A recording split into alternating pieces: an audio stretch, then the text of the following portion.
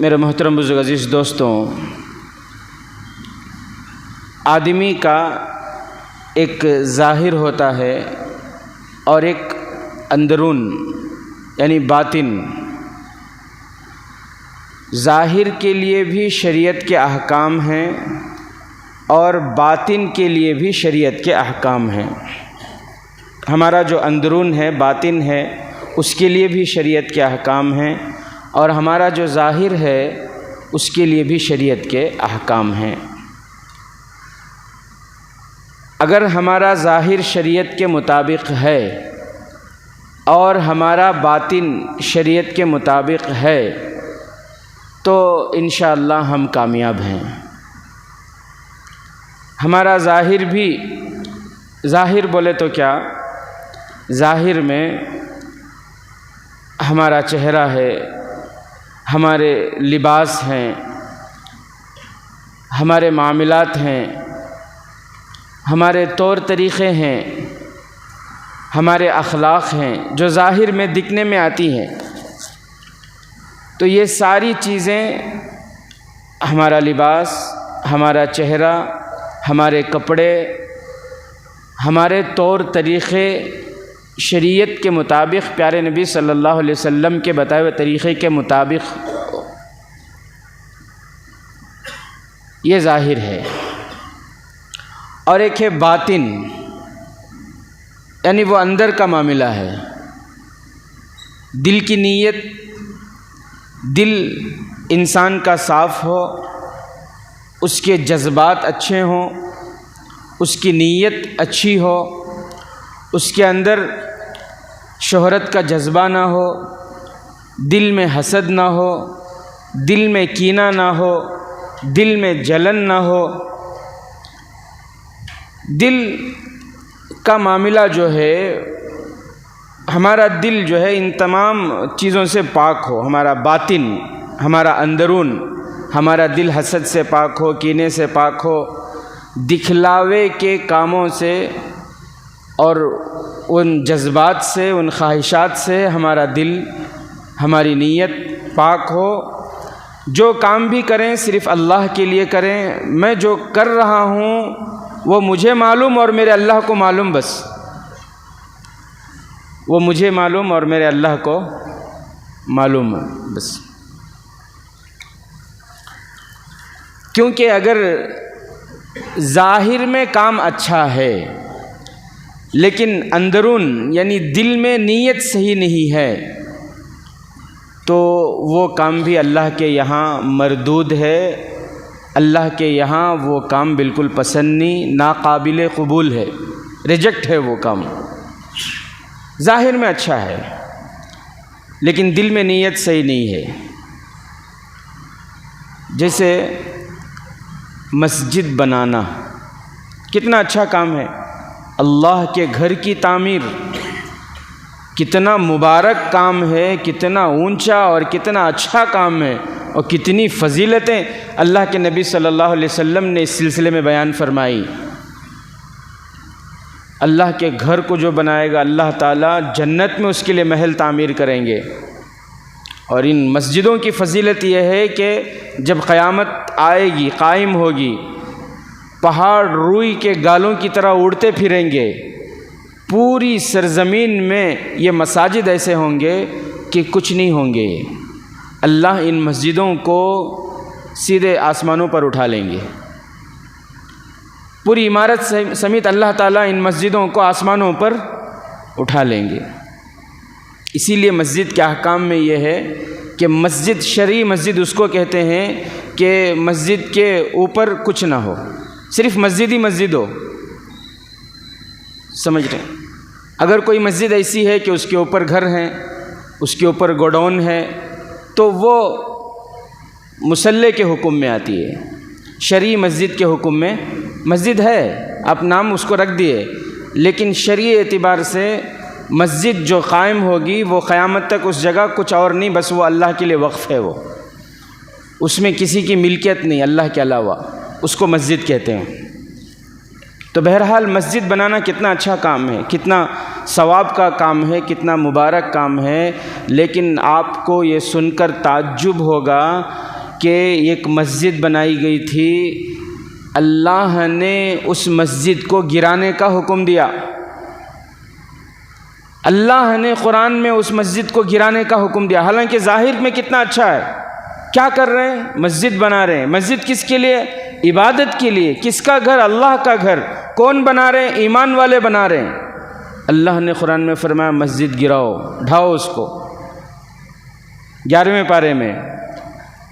اور اللہ کے نبی صلی اللہ علیہ وسلم کو فرمایا کہ آپ اس میں نماز بھی مت پڑھو، آپ اس میں نماز پڑھنے مت جاؤ۔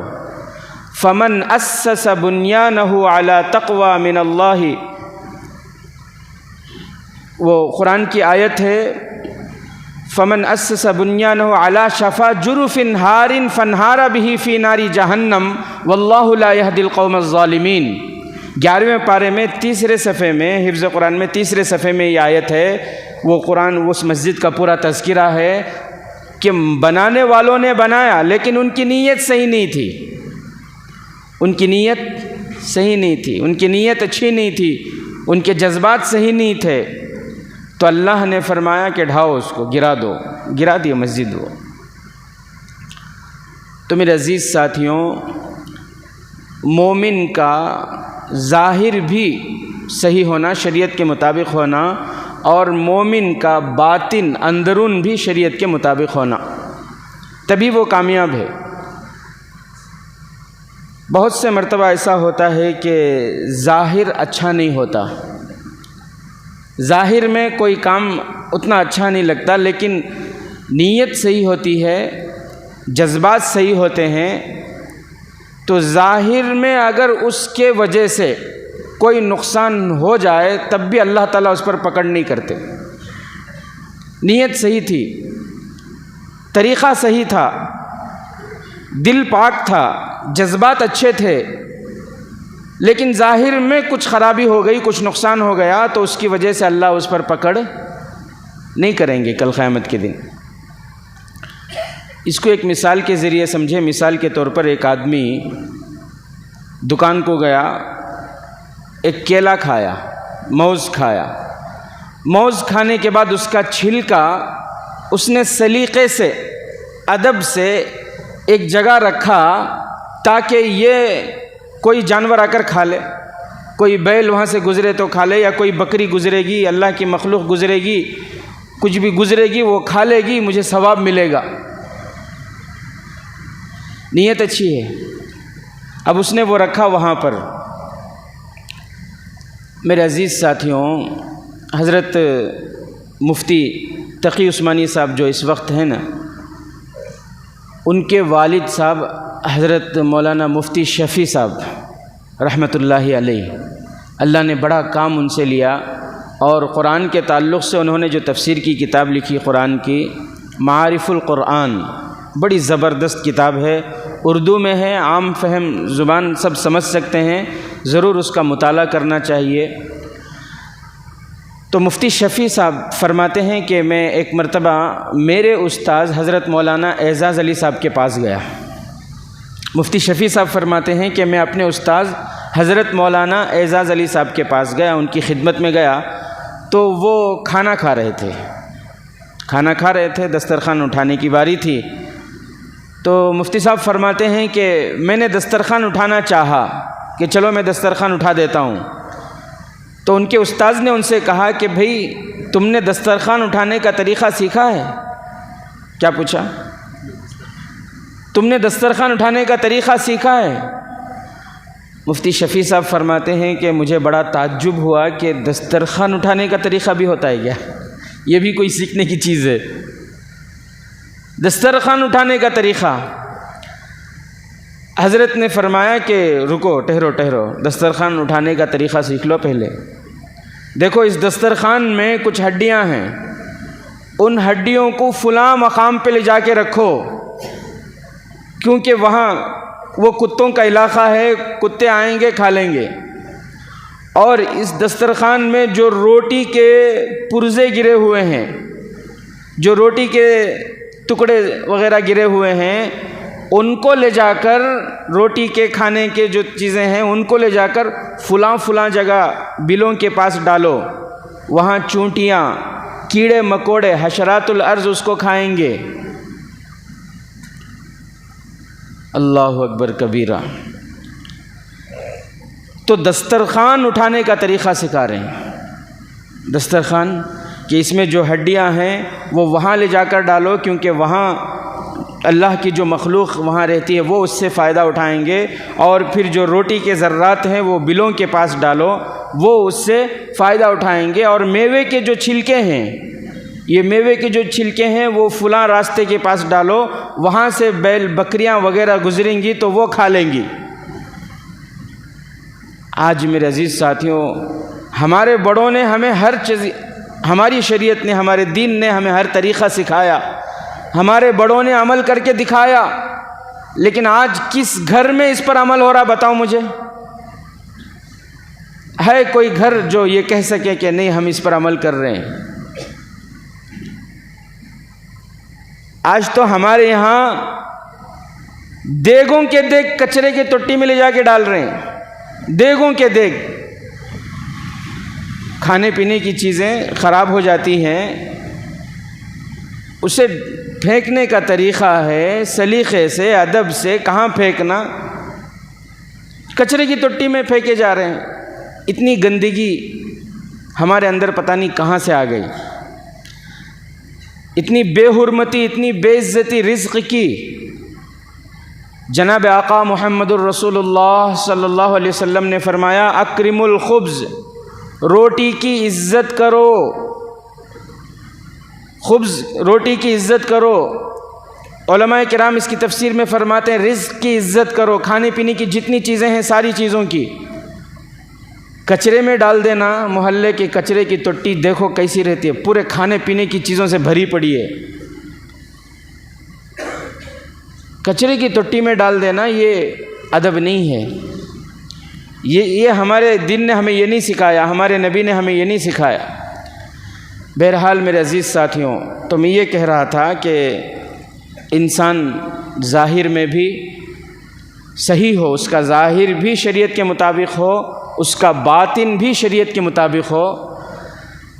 اگر باطن صحیح ہے، نیت صحیح ہے، اس کے ارادے صحیح ہیں، اور پھر اس صحیح نیت کی وجہ سے کوئی نقصان ہو جائے تب بھی اللہ اس پر کوئی پکڑ نہیں کرتے۔ جیسے مثال کے طور پر میں آپ کو بتا رہا تھا، ایک آدمی نے موز کھایا، موز کھا کر اس کا چھلکا اس نے ایک سائڈ پر اس نیت سے رکھا کہ کوئی بکری آئے گی کھا لے گی، مجھے ثواب ملے گا، یہ نیت سے اس نے وہ چھلکا وہاں پر رکھا۔ اتفاق سے کیا ہوا، ادھر سے ہوا آئی اور وہ چھلکا اڑ کر روڈ پہ آ گیا۔ وہاں سے گزرنے والا ایک آدمی گزرا اور پھسل کر گر گیا، تو اس کے گرنے کی وجہ سے اس چھلکے رکھنے والے کو کوئی گناہ نہیں ہوگا۔ کیوں؟ اس لیے کہ اس کی یہ نیت ہی نہیں تھی، کسی کو گرانا، کسی کو نقصان پہنچانا، یہ نیت ہی نہیں تھی اس کی، اور اس نے روڈ میں پھینکا بھی نہیں تھا، اس نے تو سلیقے سے ایک جگہ رکھا تھا کہ اللہ کی مخلوق فائدہ اٹھا لے گی بول کر۔ بات سمجھ رہے ہیں؟ تو کسی سائیکل والے کے، چلنے والے کے، گاڑی والے کے پھسل کے گرنے کی وجہ سے اس چھلکے رکھنے والے کو کوئی گناہ نہیں۔ ایک بات اور سمجھ لیں، کسی آدمی نے موز کھانے کے بعد چھلکا پھینکا اس نیت سے کہ کوئی گزرنے والا گرے گا بڑا مزہ آئے گا، کوئی گزرنے والا گرے گا، ویڈیو شوٹ کریں گے، انسٹاگرام میں ڈالیں گے، ایک مطلب مزہ آئے گا، دیکھیں گے، اچھا لگے گا، اس نیت سے اس نے چھلکا روڈ میں پھینکا۔ کوئی گزرتا، اس سے پہلے بکری گزری اور بکری نے وہ کھا لی۔ کوئی آدمی گزر کے پھسل کے گرتا، اس سے پہلے کیا ہوا، بکری آ گئی، کوئی جانور آ گیا اور اس نے اس چھلکے کو کھا لیا۔ اللہ کی قسم تب بھی اس کے باوجود اسے گناہ ہوگا۔ کیوں؟ اس لیے کہ اس کی نیت کیا تھی، کسی کو گرانے کی تھی، کسی کو نقصان پہنچانے کا تھا۔ اس لیے وہ چھلکا اگر کوئی گرا بھی نہیں ہے، وہ چھلکا صحیح جگہ پہنچ گیا، کسی جانور نے اس کو کھا لیا، تب بھی اس پھینکنے والے کو کیا ہوگا؟ گناہ ہوگا۔ تو میرے محترم بزرگ عزیز دوستوں، ہمارا ظاہر بھی شریعت کے مطابق ہونا اور ہمارا باطن بھی، ہمارا اندرون جو ہے، ہمارا دل جو ہے، وہ بھی شریعت کے مطابق ہونا، تبھی ہم کامیاب ہیں۔ ظاہر میں ایک چیز اور ہے، ہمارا جو ظاہر ہے وہ شریعت کے مطابق ہو۔ ظاہر میں ایک سب سے بڑی چیز ہے، وہ ہے داڑھی۔ وہ کیا ہے؟ داڑھی۔ داڑھی کے بارے میں بہت سے لوگ یہ کہتے ہیں کہ کیا وہ اتنا ضروری ہے؟ کیا اتنا بولتی نہ اتنا ضروری نہیں ہے، جتنا بولتی نہ اتنا ضروری نہیں ہے؟ کیا بھی اتنا ٹائٹ معاملہ نہیں؟ وہ کیوں بولے تو قرآن میں نہیں ہے نا، قرآن میں کانتی بھی ہے کیا داڑھی؟ ایسا بھی بولتے ہیں بہت سارے، قرآن میں کانتی بھی ہے کیا؟ میرے عزیز ساتھیوں، سب سے پہلی بات تو یہ ہے کہ یہ آپ کو کس نے کہہ دیا کہ قرآن میں رہا تو دین، نہیں تو دین نہیں؟ ویسا دیکھے تو قرآن میں کتنے کی چیزیں نہیں، پھر حدیث کئی کو ہے، پھر نبی کئی کو ہیں۔ اللہ نے قرآن میں کیا فرمایا؟ من یطع الرسول فقد اطاع اللہ، جس نے رسول صلی اللہ علیہ وسلم کی اقتداء کی، اس نے اللہ کی اقتداء کی۔ حدیث کیوں ہے بھئی؟ حدیث بھی تو دین ہے نا، پیارے نبی خود دین ہے نا، پیارے نبی کا طریقہ، پیارے نبی کا چہرہ خود دین ہے نا۔ تو سب سے پہلی بات تو یہ ہے کہ جو لوگ یہ کہتے ہیں کہ قرآن میں ہے کیا، قرآن میں کام بھی داڑھی کا تذکرہ نہیں ہے، غلط۔ قرآن میں داڑھی کا تذکرہ ہے، قرآن میں کیا ہے؟ داڑھی کا تذکرہ ہے۔ 16ویں پارے میں اللہ تعالیٰ حضرت موسیٰ علیہ السلام اور حضرت ہارون علیہ السلام، ان دونوں بھائیوں کے واقعے کو تذکرہ کر رہے ہیں، واقعے کا وہ اللہ تعالیٰ تو وہاں فرما رہے ہیں۔ حضرت ہارون علیہ السلام اپنے بھائی حضرت موسیٰ علیہ السلام سے کہتے ہیں، یبن امی لا تأخذ بلحیتی ولا برأسی۔ وہ واقعہ بہت لمبا ہے۔ حضرت موسیٰ علیہ السلام گئے تھے اپنے بھائی حضرت ہارون علیہ السلام کو ان کے حوالے کر کے گئے تھے۔ جب تک وہ آتے تو یہاں لوگوں نے کچھ اور کام شروع کر دیا تھا، بچڑے کی عبادت شروع کر دی تھی۔ حضرت موسیٰ علیہ السلام آئے، بہت غصہ ہو گئے، تو انہوں نے، اللہ فرماتے ہیں کہ حضرت موسیٰ علیہ السلام نے اپنے بھائی حضرت ہارون کی داڑھی کو پکڑا۔ حضرت موسیٰ علیہ السلام نے کیا کیا؟ حضرت ہارون علیہ السلام کے داڑھی کو پکڑا۔ حضرت ہارون علیہ السلام نے فرمایا، یبن امی، اے میری ماں کے بیٹے، لا تأخذ بلحیتی، میری داڑھی کو مت پکڑو۔ یہ کیوں ہوا، کیسے ہوا، میں آپ کو بتاتا ہوں بول کر وہ لمبا ایک واقعہ ہے۔ بہرحال تو قرآن میں موجود ہے یا نہیں داڑھی کا تذکرہ؟ اگر نہ بھی ہو تو ہمارے نبی حضرت محمد مصطفیٰ صلی اللہ علیہ وسلم کے چہرے پہ داڑھی تھی یا نہیں؟ پیارے نبی صلی اللہ علیہ وسلم نے حدیثوں کے ذریعے فرمایا نہیں فرمایا؟ اللہ کے نبی صلی اللہ علیہ وسلم نے فرمایا، خالف المشرکین، مشرکین کی مخالفت کرو، داڑھی بڑھاؤ اور مونچھوں کو کترواؤ۔ یہ حدیث کے الفاظ ہیں، حدیث میں موجود ہیں۔ نہیں، بہت سے لوگوں کے ذہن میں یہ ہے، بہت سے لوگ یہ بھی بول دیتی، کیا بولتی معلوم؟ کیا بھی اتنا ضروری نہیں داڑھی رکھنا، کیا بھی ویسا، کیا بھی اتنا ٹائٹ معاملہ نہیں داڑھی رکھنا۔ بہت سے لوگ یہ بھی بولتی سنتی چنا، کیا بولتی؟ داڑھی رکھنا سنت ہی تو ہے، سنتی چنا جی، وہ سنت ہے کہ نہیں بات کی بات۔ یہ تمہارا جو لہجہ ہے، یہ لہجہ آدمی کو کافر بنانے کے لیے کافی ہے۔ سنت کے مقام کو اتنا گھٹا کو بول رہی، پیارے نبی کے طریقے کے واسطے آپ یہ لہجہ سنتچنا استعمال کر رہی، حالانکہ سنت نہیں ہے، داڑھی رکھنا واجب ہے۔ کیا ہے؟ داڑھی رکھنا واجب ہے، سنت سے ثابت ہے۔ داڑھی رکھنا واجب ہے، کس سے ثابت ہے؟ حدیث سے، سنت سے ثابت ہے۔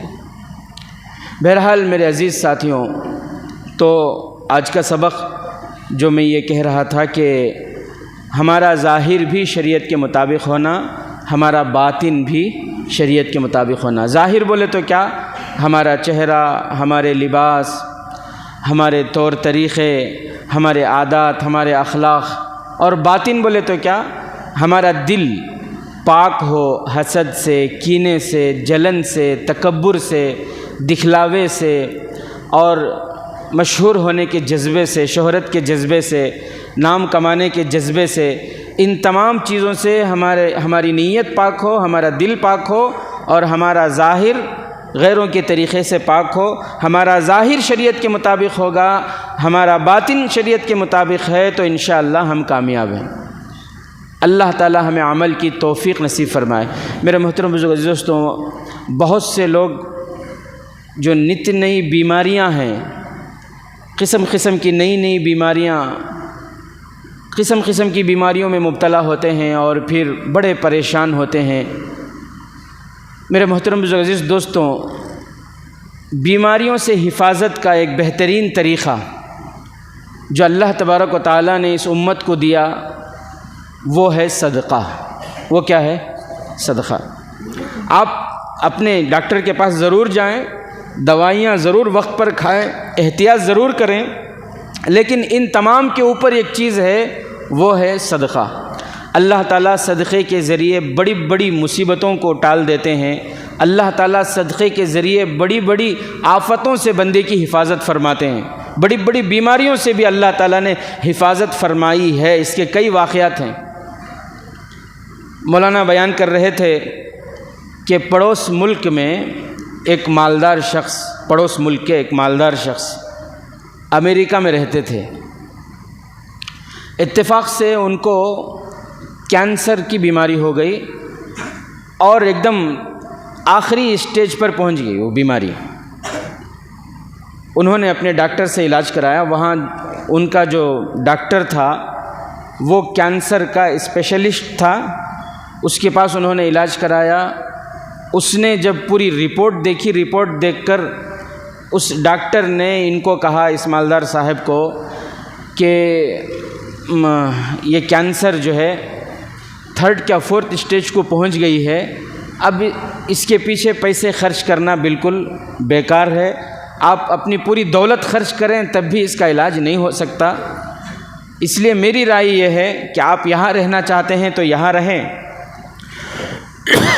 اگر آپ اپنے ملک کو جانا چاہتے ہیں تو آپ اپنے ملک میں چلے جائیں، زیادہ سے زیادہ آپ 4-5 مہینے یا اور زیادہ اگر آپ کی طبیعت اچھی رہی تو 6 مہینے آپ رہیں گے تو آپ کی جو بھی دل کی حسرتیں ہیں، آرزویں، تمنائیں ہیں وہ پوری کر لیجئے۔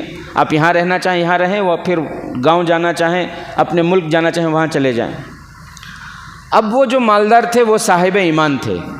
ایمان والے کی سوچ اور ہوتی ہے، غیر ایمان والے کی سوچ اور ہوتی ہے۔ انہوں نے سوچا کہ میں تو یہاں بزنس کے لیے آیا ہوا تھا اور الحمدللہ بزنس کر رہا تھا، لیکن اب یہ بیماری ہو گئی، بیماری بھی اللہ کی نعمت ہے، یہ میرے مقدر کی بات ہے، اب میری زندگی کے کچھ دن رہ گئے ہیں تو بہتر یہی ہے کہ میں اپنی فیملی کے ساتھ اپنے ملک چلا جاؤں، وہاں جاؤں گا، رشتہ دار ہیں، دوست احباب ہیں، ان کے ساتھ رہ کر زندگی بقیہ زندگی گزار لوں گا، انتقال ہو جائے گا، میں اپنے ملک میں دفن ہو جاؤں گا۔ بہرحال وہ امریکہ سے اپنے ملک کو آ گئے۔ آنے کے بعد ان کی زندگی چلتی رہی۔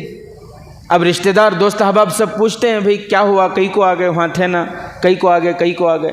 اب سب کو بتائے انہوں کہ ایسی جو ہے بیماری ہو گئی ہے، اب میں چند دنوں کا مہمان ہوں، دوائی کھا رہا ہوں، لیکن وہ برائے تسلی کے واسطے۔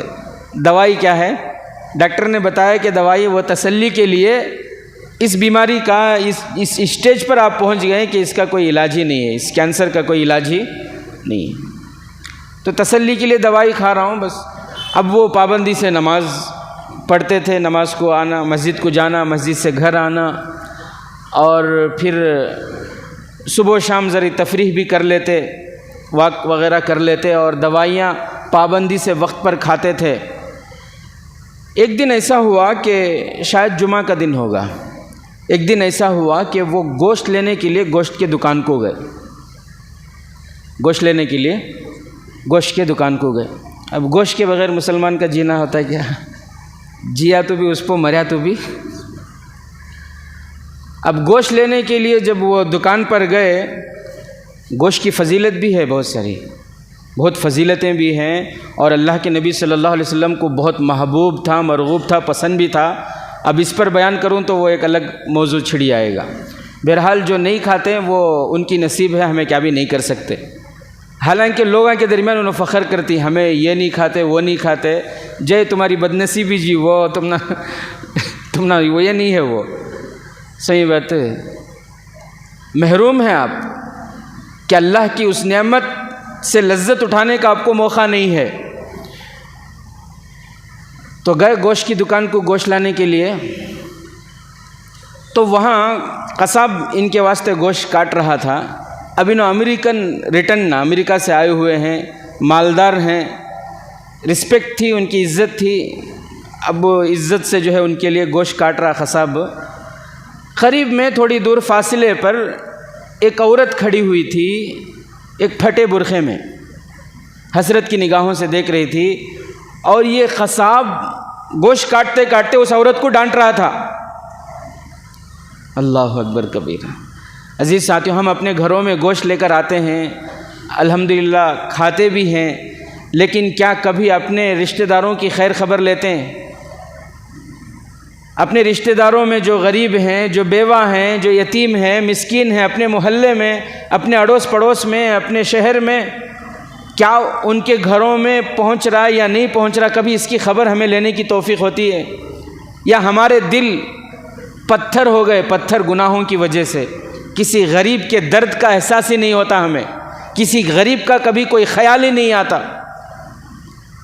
بہرحال وہ قصاب صاحب جو ہے وہ گوشت کاٹ رہے تھے، اور کاٹتے کاٹتے اس عورت کو ڈانٹ رہے تھے کہ جاؤ دور جا کے کھڑو، وہاں جا کے کھڑو بول کر، جاؤ بعد میں آ جاؤ. تو انہوں جو ہے ان کو پوچھے کون ہے یہ، کیوں ڈانٹ رہے ان کو؟ تو قصاب صاحب بولے کہ انہوں محلے کی ایک بیوہ عورت ہے، محلے کی ایک بیوہ عورت ہے، اس کے بچے ہیں. میں جو گوشت کاٹتا ہوں، اس کے جو صاف کرتا ہوں، اس کے جو چھچڑے نکالتا ہوں، اسے جمع کر کے رکھتا ہوں.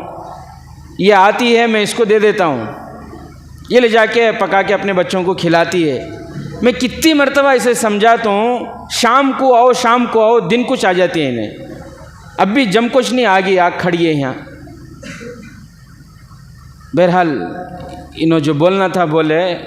انہوں جو تھے کینسر کے مریض، انہوں اس بیوہ عورت کے پاس گئے، جا کر بولے کہ کیا معاملہ ہے، آپ کون ہیں؟ تو عورت بولی میں بیوہ ہوں، ہمارے شوہر نہیں. کام کیا کرتے ہیں آپ؟ گھروں میں برتن مانجتی ہوں. کتنے بچے ہیں؟ 4 بچے ہیں. وہ عورت کو دکان کے پاس بلا لے گئے. دکان والے کو بولے آج سے انہیں میری بہن، آج سے انہیں میری بہن، تمہیں روزانہ ہفتے میں 2 دن ان کو جتنا گوشت چاہیے اتنا گوشت، جیسا گوشت مجھے دیتے ویسا گوشت ان کو دینا، پیسے میرے سے لے لینا. یہ طے کیے، یہ طے کر کے بہن آج سے روزانہ ہفتے میں 2 دن آپ کو جتنا گوشت چاہیے یہاں سے اچھا گوشت لے کر جاؤ، پیسے کی فکر مت کرو، پیسے میں دے دوں گا ان کو. خیر یہ معاملہ ہوا، وہ عورت چلے گئی. اب ادھر انہوں وقت پر دوائی کھاتے تھے. اب دن بدن ان کی صحت میں ترقی ہو رہی ہے، دن بدن ان کی صحت میں کیا ہو رہی ہے؟ ترقی ہو رہی ہے. کمزور ہونے کے بجائے اور طاقتور ہو رہی. چہرے پہ جھلڈیاں پڑنے کے بجائے چہرہ اور اچھا نکھر کو آ رہا ہے، کھل رہا ہے. انہوں خود اپنے اندر طاقت محسوس کر رہی. 6 مہینے بولے تھے انہوں ڈاکٹر صاحب، 6 مہینے ہو کو 7 مہینہ 8 مہینہ. انہوں خود پریشان، اسرائیل کے انتظار میں تھے. سو اسرائیل آتی، بلا لے جاتی، رشتہ داراں، بچے، دوست احباب سب بھی دعوت کے انتظار میں. مرے تو دعوت ہوتے کھائیں گے بول کو. یہ کر رہی. سو آج مرنے والے کے گھر کو نہیں بخش رہے ایمان والے. مر کو 10 لازے بھی نہیں، جا کو پوچھ رہی کیا پکاتی. کئی کو خشکا گوشت بنا دلو. بھائی مرنے والے کے گھر کو اللہ کے نبی نے فرمایا کہ اڑوس پڑوس والوں پر ضروری ہے کہ 3 دن تک ان کے گھر کو کھانا بھیجو. مر کو 10 لحظے بھی نہیں, آدھا گھنٹہ بھی نہیں, انہیں پہنچ گئے کھانے, وہاں شرم بھی نہیں, حیا بھی نہیں. جائز نہیں ہے, جائز نہیں ہے, سمجھو. پھر 3 دن کا انتظار. 3 دن کب آتا ہے کہ 3 دن کی دعوت, 7 دن کی دعوت, 10 دن کی دعوت, چلے کی دعوت. کھانے کے فقیراں, بھوک کے فقیراں ہوگی پورے مسلمانہ. یہ دعوتاں دیکھے تو ایسا معلوم ہو رہا ہے. بولنے والا خراب, تمہیں نہیں کھائے تو جاتا, ہم نہ گئی کو روک رہی گتے. بہرحال سب بھی انتظار میں, انہوں مالدار نہ مرے تو کیا ہوتی ہے, دعوت ہوتی ہے بول کو, انہوں بھی انتظار میں. اسرائیل اسلام آتی بلا لے جاتی ہیں. دیکھے تو معاملہ پورا الٹا ہے, معاملہ پورا الٹا. اور زیادہ انہوں صحت مند ہو رہی, طاقتور ہو رہی.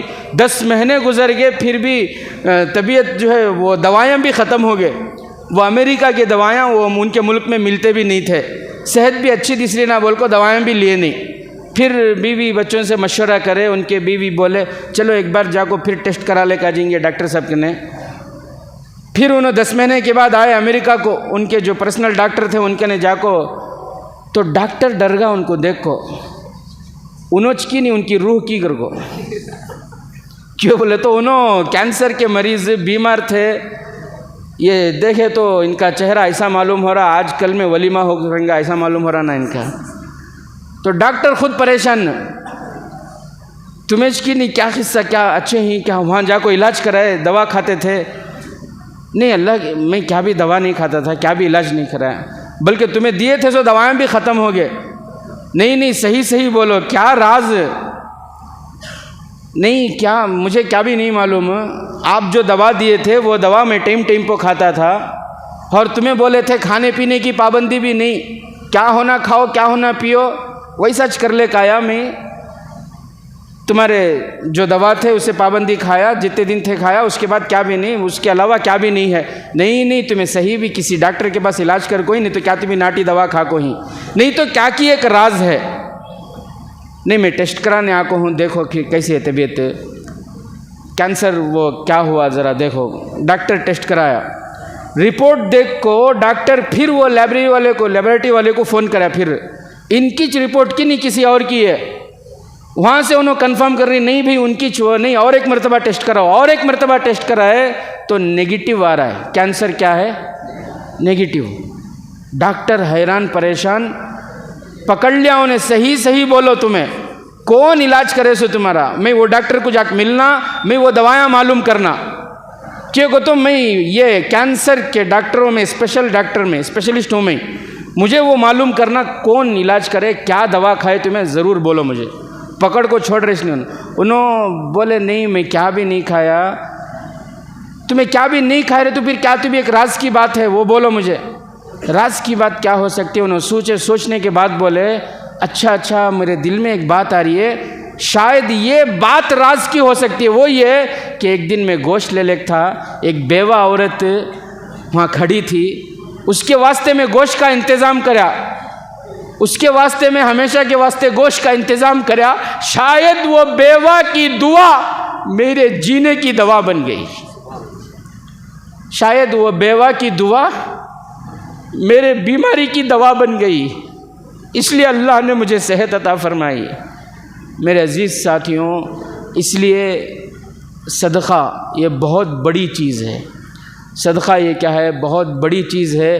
اللہ نے آپ کو دیا ہے تو آپ ضرور اپنے رشتہ داروں کا خیال رکھیں, محلے کے غریبوں کا, یتیموں کا, بیواؤں کا خیال رکھیں. اپنے کھانے میں, اپنے کپڑے میں, اپنی چیزوں میں, اپنی سہولت کی چیزوں میں ضرور اپنے رشتہ دار غریبوں کا خیال رکھیں, محتاجوں کا خیال رکھیں, ضرورت مندوں کا خیال رکھیں. ورنہ اللہ کی قسم بہت سے مالدار ایسے بھی آپ سنے ہوں گے کہ کھانے کی ہرس, کھانے کی تمنا ہے لیکن کھانے سے محروم, کھا نہیں سکتے, اور اسی محرومی کے ساتھ وہ دنیا سے چلے گئے. اللہ سے دعا ہے کہ اللہ تبارک و تعالی ہم تمام کو کہنے سننے سے زیادہ عمل کی توفیق نصیب فرمائے.